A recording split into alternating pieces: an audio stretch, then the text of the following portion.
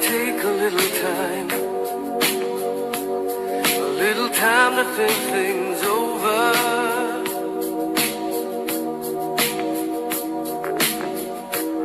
I better read between the lines in case I need it when I'm old.